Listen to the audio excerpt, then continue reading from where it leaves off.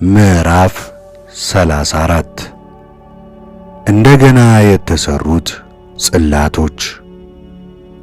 እግዚአብሔርም ሙሴን አለው፣ 2 የድንጋይ ጽላት እንደፊተኞቹ አድርገህ ቅረጽ፣ ወደ እኔም ወደ ተራራ ውጣ። በሰበርካቸው በፊተኞቹ ጽላት የነበሩትን ቃላት እጽፍባቸዋለሁ።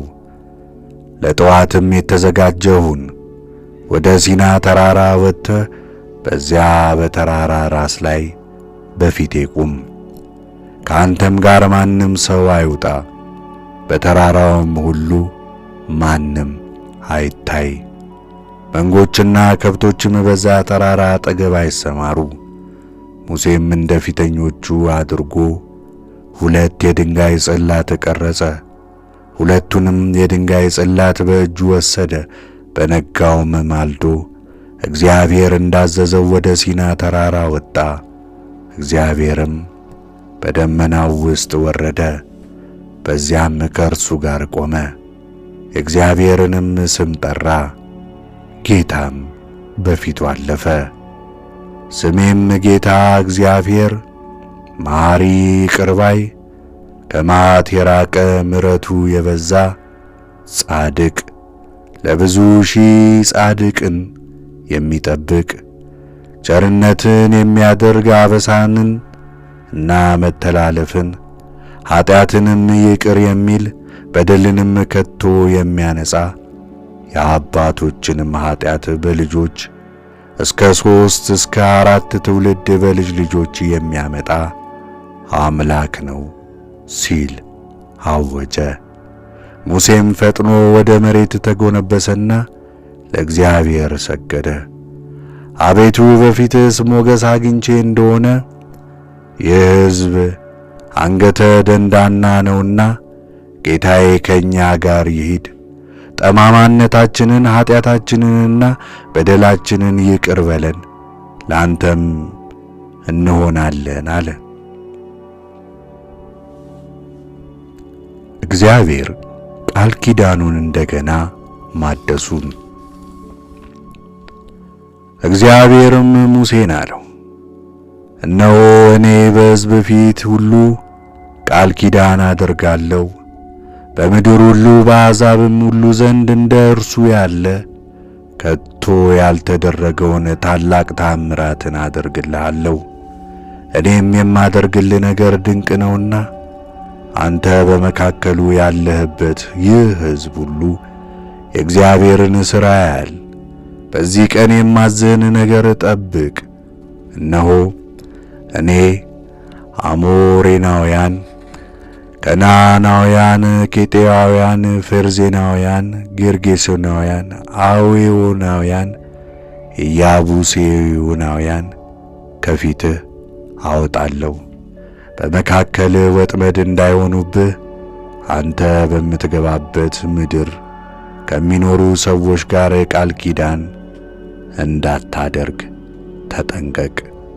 ነገር ግን መሠዊያዎቻቸውን ታፈርሳላችሁ፣ ሐውልቶቻቸውንም ትሰብራላችሁ፣ የማምለኪያ ዐፀዶቻቸውንም ትቈርጣላችሁ፣ ጣዖቶቻቸውንም በእሳት ታቃጥላላችሁ። ስሙ ቀናተኛ የሆነ እግዚአብሔር ቅንዓት ያለው አምላክ ነውና ለሌላ አምላክ አትስገድ። በዚያች ምድር ከሚኖሩ ሰዎች ጋር ቃል ኪዳን አታድርግ። ከእነርሱ አምላኮቻቸው ተከትለው ባመነዘሩና በሰውሏቸው ጊዜ እንዳይጠሩ፣ ከመሥዋዕታቸውም እንዳትበላ፣ ሴቶች ልጆቻቸውንም ከወንድ ልጆችህ፣ ሴቶች ልጆችህንም ከወንድ ልጆቻቸው ጋር እንዳታጋባ። ልጆቻቸውም አምላኮቻቸውን ተከትለው ሲያመነዝሩ ከአምላኮቻቸው በኋላ ሄደው አመንዝረውም ልጆችህን እንዳያስቱ ተጠንቀቅ። ቀልጠው የተሰሩትን አማልክት ለአንተ አታደርግ። የቂጣውን በዓል ትጠብቀዋለህ። በሚያዝያ ወር ከግብፅ ወጥተሃልና በታዘዘው ዘመን በሚያዝያ ወር እንዳዘዝኩ 7 ቀን ቂጣ ብላ። መጀመሪያ የሚወለድ ተባት ሁሉ የእኔ ነው። የላምህንም በኩር፣ የበግህንም በኩር፣ የበሬህንም በኩር ሁሉ የእኔ ነው። የአህያውንም በኩር በግ በበግ ተዋጀዋለህ፣ ባትዋጀው ግን ዋጋውን ትሰጣለህ። የልጆችህንም በኩር ሁሉ ተዋጃለህ። በፊቴም ባዶ እጅህን አትታይ። 6 ቀን ሥራህን ትሠራለህ፣ በሰባተኛው ቀን ታርፋለህ። በምትዘራበትና በምታጭድበት ዘመን ታርፋለህ። የሰባቱንም ሱባዔ በዓል ታደርጋለህ። እርሱም የስንዴ መከር መጀመሪያ ነው። በዓመቱም መካከል የመክተቻ በዓል ታደርጋለህ። ወንድ ልጅ ሁሉ በእስራኤል አምላክ በእግዚአብሔር ፊት በዓመት 3 ጊዜ ይታይ። አሕዛብም ከፊት ባወጣሁ ጊዜ አገርህን አሰፋለሁ። በአምላክህ በእግዚአብሔር ፊትም ለመታየት በዓመት 3 ጊዜ ስትወጣ ማንም ምድርህን አይመኝም። የመሥዋዕቴን ደም ከቦካ እንጀራ ጋር አትሰዋ። የፋሲካውም በዓል መሥዋዕት እስከ ነገ አይደር። የመጀመሪያውን የምድርህን ፍሬ ወደ አምላክህ ወደ እግዚአብሔር ቤት ትወስዳለህ። ጠቦቱንም በእናቱ ወተት አትቀቅል።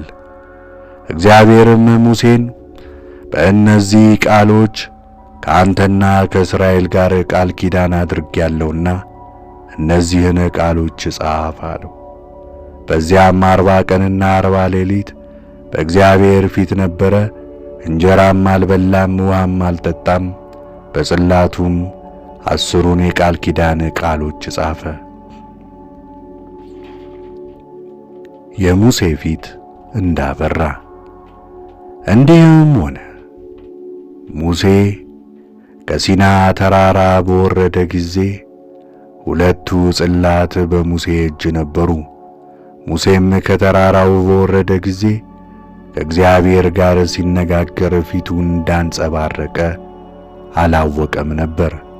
አሮንና የእስራኤልም ልጆች ሁሉ እነሆ ፊቱ እንዳንጸባረቀ ሙሴን ባዩ ጊዜ ወደ እርሱ ለመቅረብ ፈሩ። ሙሴም ጠራቸው።